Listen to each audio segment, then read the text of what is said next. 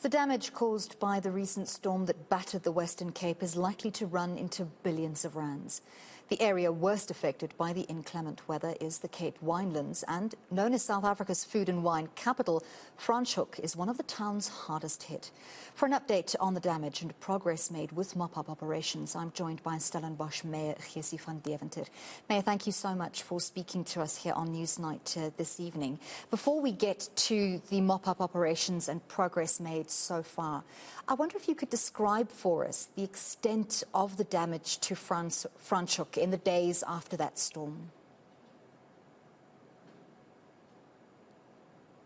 It was quite devastating, I must say. When I stood there, we went on a site visit, I could not believe my eyes. We had tons of sand washed down from the top of the mountain down the town and into the main road. And down into Fabriek Street. The river changed its course completely, and it was like a war zone, something I've never seen in my life before. It was quite devastating, I must really say, but we managed to start quickly, mop it up, and in a very positive way has changed a lot of the damage, although there's still a lot to be repaired. So it has been just over a week since the storm. We know that emergency services, various government departments, municipal services and local teams have been incredibly busy with mop-up operations and repairs on the ground. Can you tell us a little bit about the progress you've made so far in terms of the major damage to some of the main streets of the town? Yes, indeed. We managed to clear the main road to get access, and most of the businesses are open. We managed to restore the water. Yeah, it was quite difficult because our main line, high pressure line from the Franschhoek Dam, was completely washed away, and we had to work right through the night to indeed cast concrete and get that going again. So water was restored. Electricity was quite challenged, I must say, because a lot of areas are Eskom services. So we worked with Eskom and we restored our own lines also. But it took quite a lot of effort. But water has been restored, electricity restored, access to the town, most of the roads cleaned away, except for one portion down Fabriek Street, and of course the bridge washed away into Cape Street. That is still long-term damage. And I see you also showing pictures of vineyards. I visited Klein Goederust, one of the small farms just outside Franschhoek on the R150m, our first black-owned farm in Franschhoek. Fantastic wines they make. And up in the mountain, it's actually amazing to see 3 huge areas came loose and washed the soil down to the vineyards. And some of the vineyard poles, the vineyards are completely destroyed. Fortunately, some escaped, and they are cleaning up now.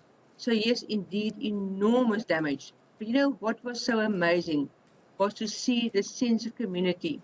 When everybody jumped in, farmers, owners, individuals, municipality, everybody jumped in and started to repair and assist.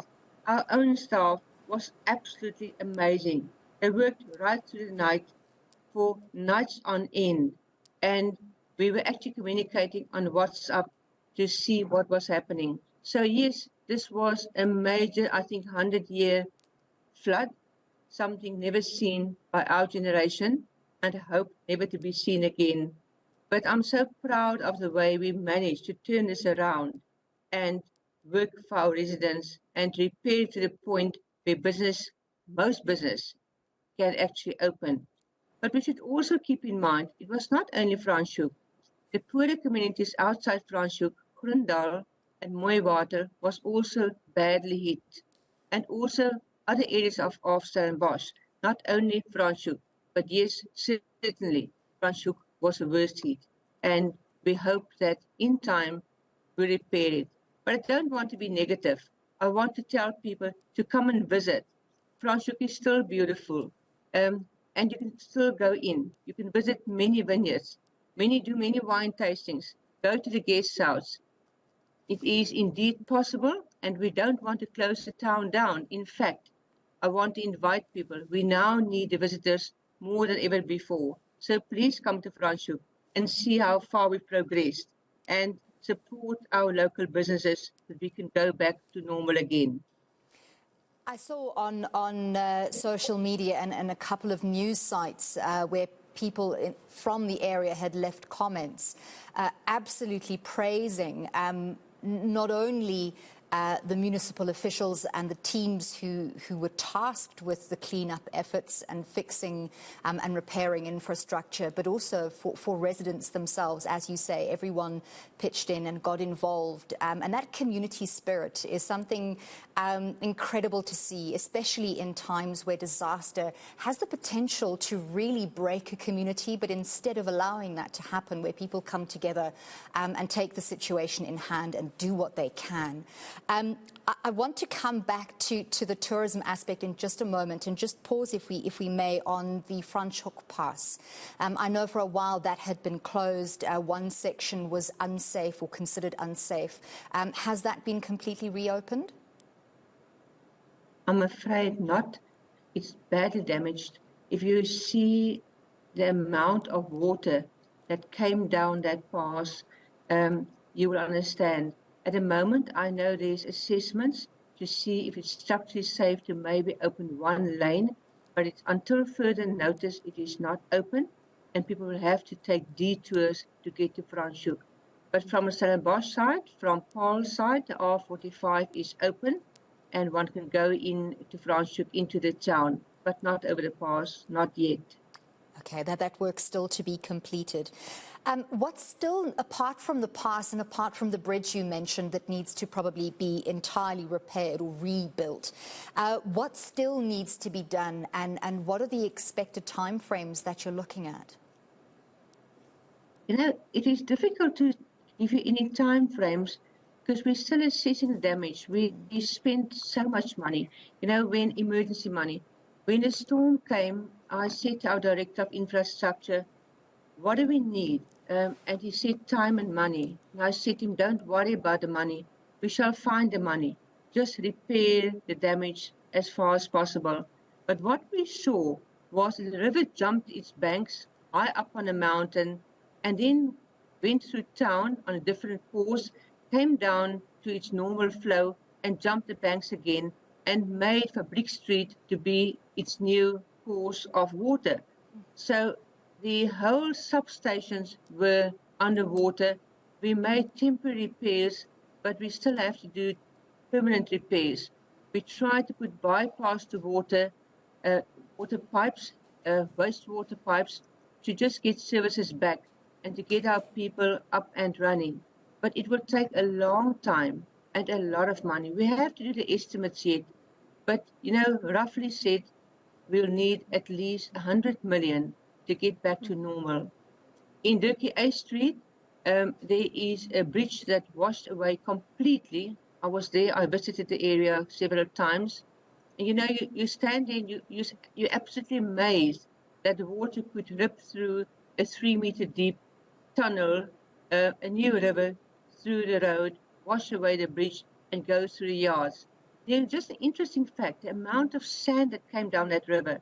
We had some tipper lorries, some excavators there, and I'm told that they removed 130 truckloads of sand.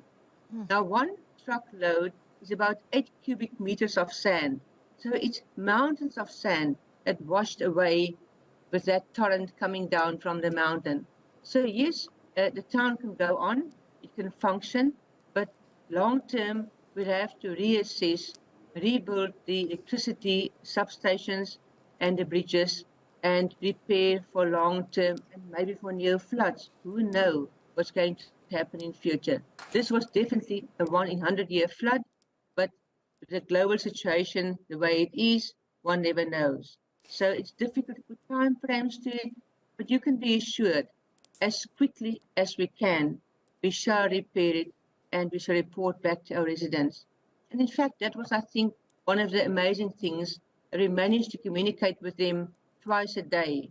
Initially, the cell phone tower was out of order, but thankfully, with the assistance of Eskom, and the networks, we got that back into working order, and we communicated twice a day as to the status of what's happening.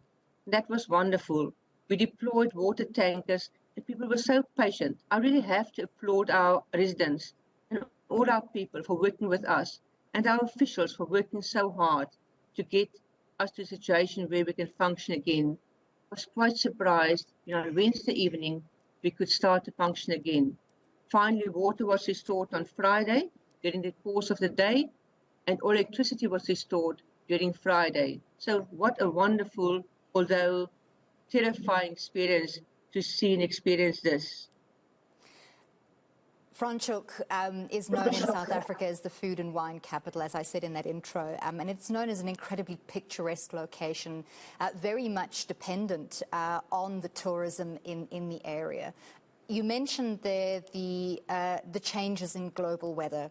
What does the weather look like at the moment in Franschhoek and the predictions for the coming weeks as you have invited people to come and visit Franschhoek, not to stay away, and to support businesses in the area to make sure that it remains one of those iconic tourism locations?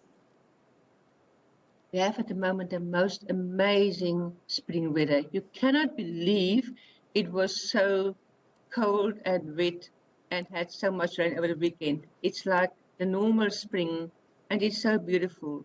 All the trees are now full in bloom again.